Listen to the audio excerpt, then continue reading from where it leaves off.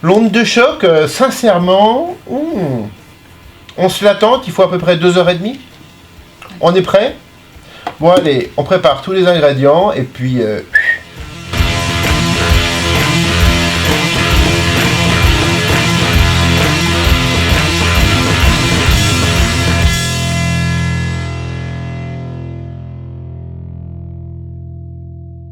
Je vous invite dans le chapitre des sophistiqués.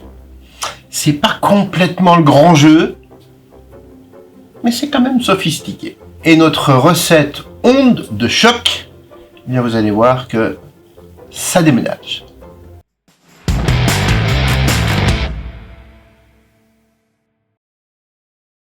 La ganache montée doit être faite au minimum 12 heures. Allez, disons 6 heures, mais si vous pouvez la faire la veille de votre dessert, c'est vraiment mieux. C'est ce que j'ai fait d'ailleurs. On va en faire une ensemble et magie de la télé, je vais la sortir du réfrigérateur, elle sera toute cristallisée et vous verrez la différence. On prend le chocolat Gillara. On n'est pas obligé de le fondre. J'ai bouilli ici le lait avec le glucose. C'est brûlant. Je le verse en une seule fois. Mais attention, on ne mélange pas. Ça, c'est une petite astuce lorsqu'on travaille en petite quantité chez soi. Pas besoin de micro-ondes ou de bain-marie pour chauffer le chocolat quand on vous indique parfois fondre légèrement le chocolat. J'utilise simplement la chaleur du lait bouilli. Maintenant, je retire l'excédent du lait en gardant vraiment, regardez dans mon petit brouillon en plastique, je ne garde vraiment que le minimum pour démarrer l'émulsion. Ça veut dire commencer à obtenir un noyau élastique et brillant petit à petit grâce aux ajouts de lait. On prend un mixeur. Ça, c'est l'outil idéal. Au fouet à la maryse, on fait une belle émulsion, mais feriez-vous une belle mayonnaise avec une maryse? Non. Donc ce mixeur, il permet tout simplement de faire une émulsion parfaite. C'est ce qu'on appelle tout simplement un mixeur plongeant.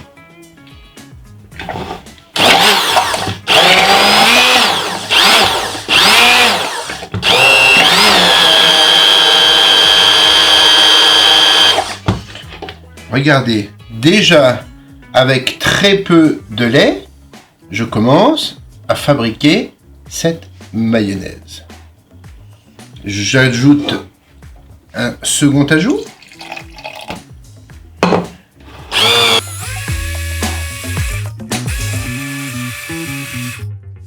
Dans cette recette, vous remarquez qu'il y a une petite quantité de glucose.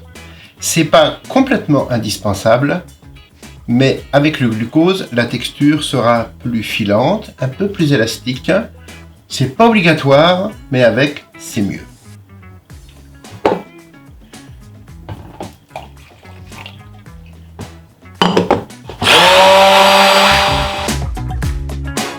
Voilà, le chocolat au lait est parfaitement émulsionné. Vous voyez, c'est liquide, mais c'est élastique, ça nappe. Maintenant, on va ajouter la crème fleurette.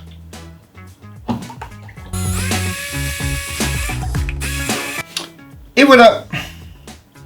Maintenant, la ganache montée est terminée. Il ne reste plus qu'à la cristalliser 6 heures, 12 heures, idéalement une bonne nuit. Elle est déjà au réfrigérateur. Celle-ci, je ne vais pas l'utiliser maintenant. On va maintenant préparer la seconde recette, qui est la pâte sucrée au cacao.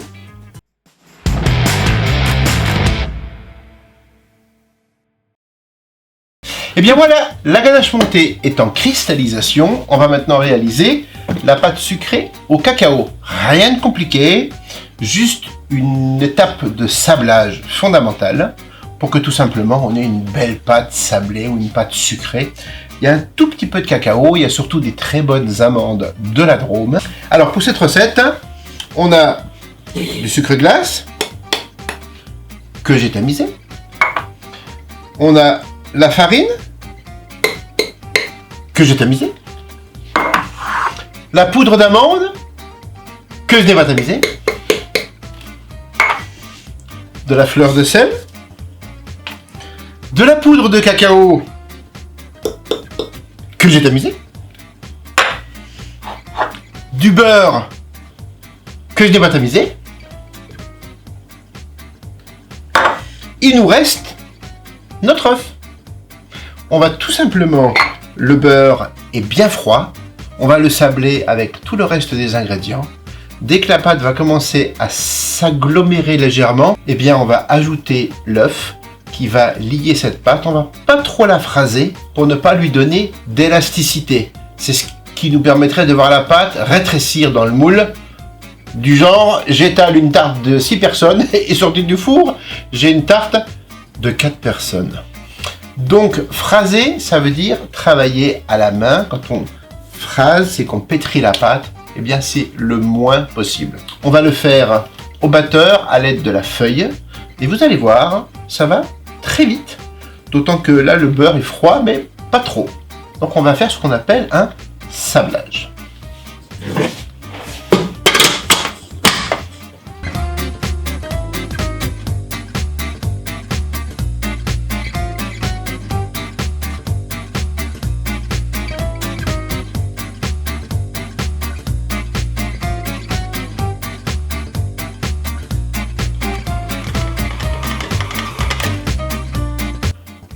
6 heures au réfrigérateur, idéalement une nuit, c'est ce que j'ai fait d'ailleurs. Plus la pâte va reposer, moins elle aura d'élasticité, et plus elle sera facile à étaler, et au four, elle ne bougera pas. Et bien voilà.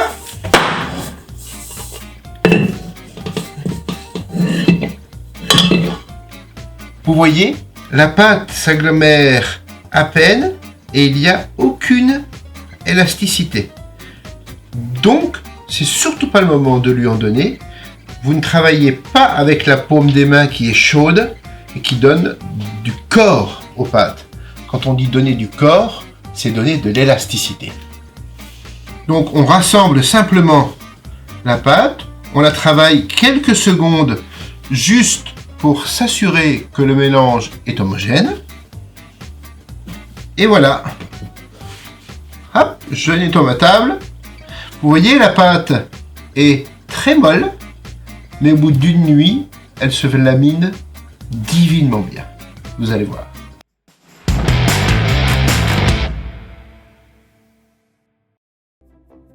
Donc, la troisième recette, c'est un biscuit ultra moelleux qui vient juste au-dessus d'une ganache crémeuse Manjari avec une petite astuce, on va en parler juste après. Le tout déposé sur une pâte sucrée que l'on a faite au cacao qui est ultra croustillante quand elle est bien cuite, on en parlera tout à l'heure. Et dessus, juste pour le plaisir, eh bien quelques petites boules ultra gourmandes de ganache montée Jivara. Eh bien le chocolat est fondu bien chaud au micro-ondes, position décongélation. On va l'émulsionner avec la crème. La crème est froide, le chocolat est bien chaud. Aucune nécessité de chauffer la crème. On terminera l'émulsion en ajoutant les jaunes d'œufs. Et pendant ce temps, on va monter tranquillement à vitesse modérée les blancs d'œufs avec le sucre.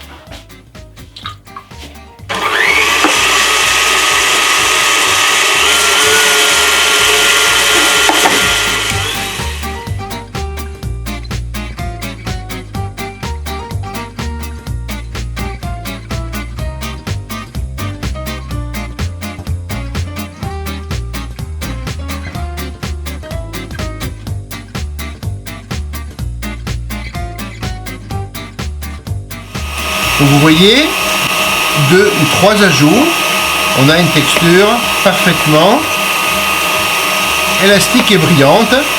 C'est ça l'émulsion. On ajoute les jaunes d'œufs. Donc j'émulsionne. Regardez cette émulsion. C'est vraiment magique. Pendant ce temps, vous voyez qu'à vitesse modérée, eh bien, les blancs montent avec le sucre ajouté en 3 fois. Et on a des blancs qui ont une très belle texture fine, une alvéole fine. Cela s'appelle monter au bec d'oiseau.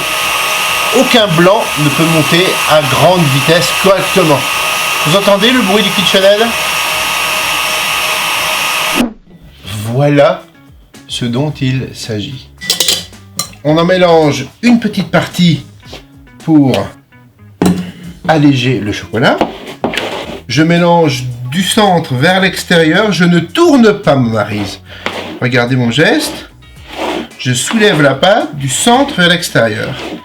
Je mélange peu, mais je mélange efficace. Vous voyez que le chocolat est déjà pré-mélangé, pré-allégé.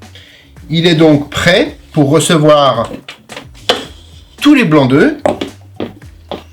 Et ainsi, en rapprochant les deux textures, on a un mélange très intime, très délicat, sans faire retomber les blancs. On a donc une mousse ou un biscuit parfait.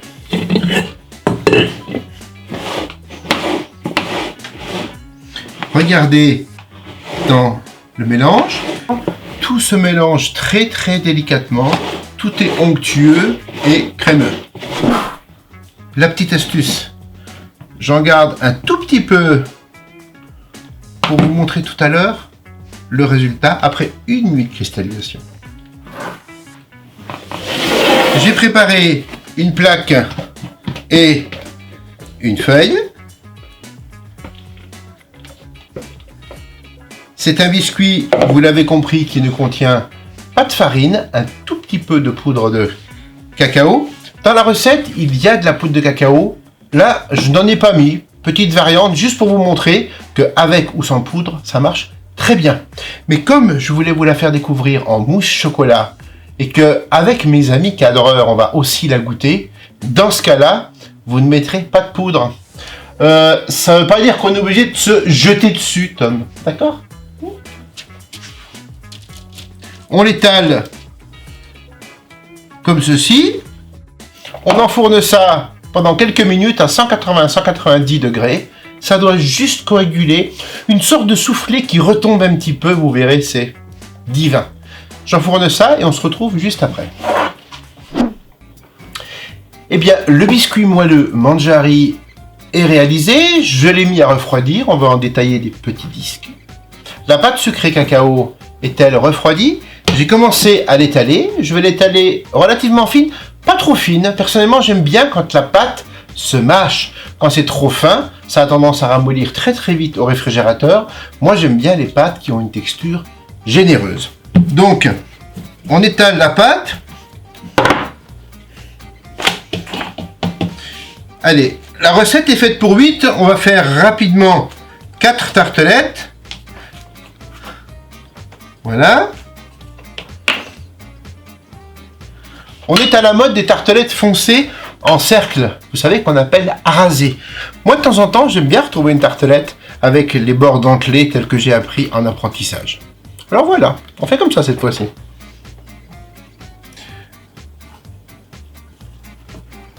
On applique la pâte délicatement dans des petits moules. On va prendre soin de piquer le fond des tartelettes pour éviter que la pâte ne gonfle. Et vous voyez, c'est rapide.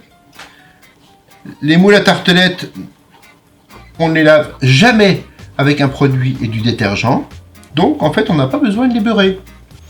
On va les piquer, vous voyez, avec le pouce délicatement, sans changer l'épaisseur de la pâte. Avec le pouce, délicatement, j'applique la pâte sur le bord. Je dis bien sans changer l'épaisseur. Vous voyez? Et voilà, les rognures, vous les gardez, vous en faites une petite boule, ne la travaillez pas trop. Et ça, vous pouvez le mettre au congélateur pour une prochaine fois, ou bien tout simplement, par exemple, en faire un petit boudin. On en coupe comme des tranches de saucisson et ça fait des petits sablés pour le café.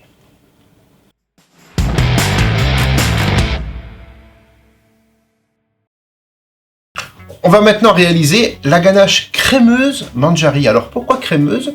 Pour deux raisons. Il y a une partie de lait, une partie de crème, mais il y a une petite astuce. Il y a la présence de pectine X58. Je mélange le lait. J'ajoute que je mélange avec la crème. Je mélange la pectine X58 avec le sucre.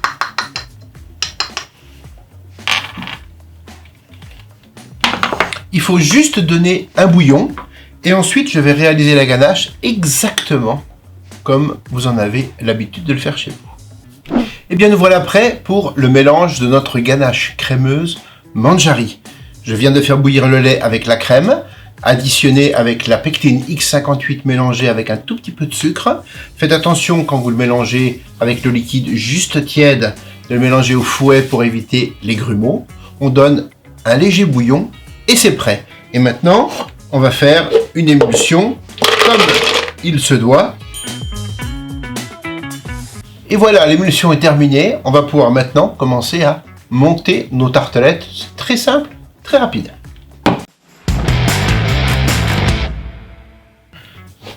La ganache est bien chaude. La pectine va gélifier à peu près à 40 degrés. Donc vous devez la travailler bien chaude. Elle est à peu près à 50 degrés. C'est important. Regardez. On met un tout petit peu de ganache crémeuse Manjari au fond de chaque tartelette.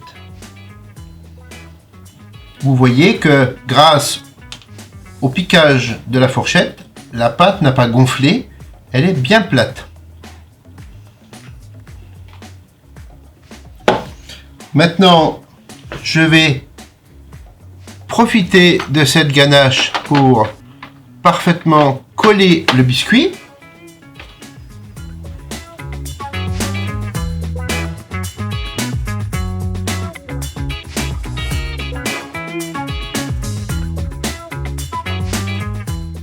Et on va tout simplement terminer par couvrir généreusement de cette ganache crémeuse.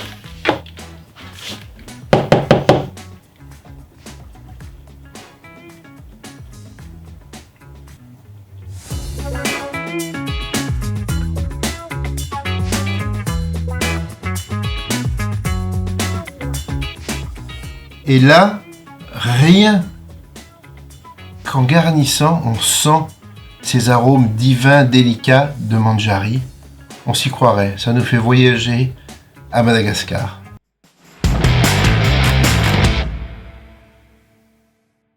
Et bien voilà, vous avez vu, le chocolat est parfaitement ambré de lignes de beurre de cacao cristallisé.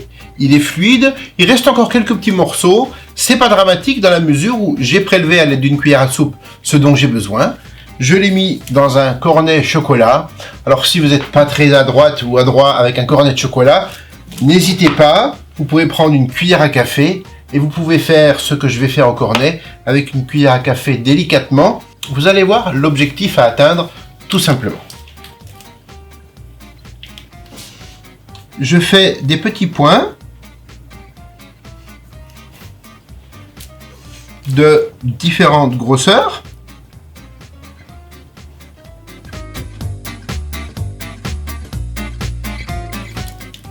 Et ensuite, avant que le chocolat ne durcisse, eh bien regardez ce que vous faites. Vous prenez une seconde feuille de plastique et vous la posez dessus. Cloc. Vous prenez un petit verre ou quelque chose de bien plat et là vous allez étaler pas trop, juste pour avoir des petites pastilles de chocolat. Et là vous voyez, comme par magie, ça s'étale tout facilement. Et là vous avez vu, pas de marbre, pas de bain-marie, on est en tempérage par vaccination. Voilà, on met ça au réfrigérateur et on est prêt pour le décor. On va monter la ganache Givara lactée. Et voilà, nous sommes prêts à monter la ganache Givara lactée. Je vous l'ai dit, elle a cristallisé depuis hier soir. Regardez comment elle est onctueuse, cristallisée. On va la monter soit au batteur, soit à la main. jusqu'à ce qu'elle obtienne une texture de glace à l'italienne. Voilà, elle est montée. La ganache, on parle de texture de glace à l'italienne. Et bien voilà, elle est toute délicate, elle est toute onctueuse, elle est montée. Puis ça va faire un peu de muscu finalement.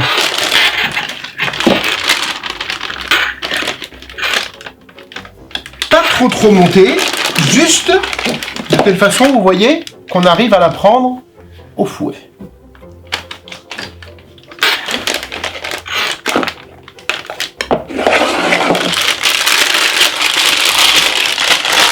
J'ai mis une petite douille.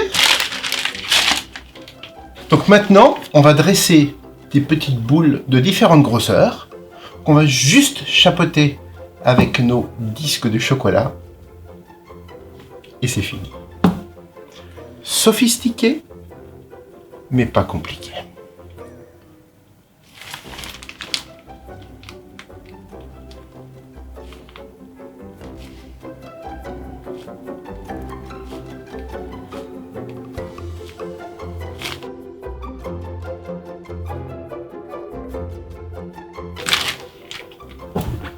Voilà. Nos petits disques en chocolat sont parfaitement cristallisés. Regardez, pour faciliter le décollage, je m'aide de ma palette. Je décolle un côté. Je décolle le second côté.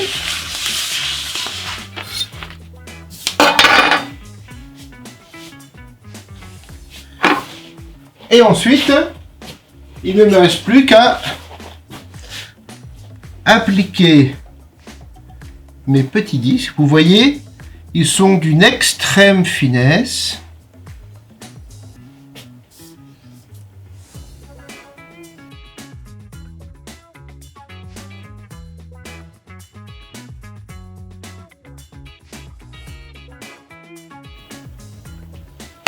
Et voilà.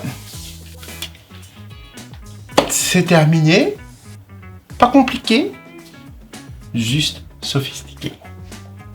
Et bien voilà, c'est terminé pour Onde de Choc. J'espère que vous avez passé un bon moment, que vous allez surtout l'essayer chez vous, parce que c'est vraiment du bonheur en perspective. Je vous l'ai dit, la connivence entre Manjari et Givera Lacté, c'est juste divin. Je vous dis à bientôt pour une nouvelle recette. Salut! Bon, eh ben dis donc, ça c'est fait, il y a 1 tonne de plonge. Pâtisser à la maison c'est sympa, mais alors, wouh!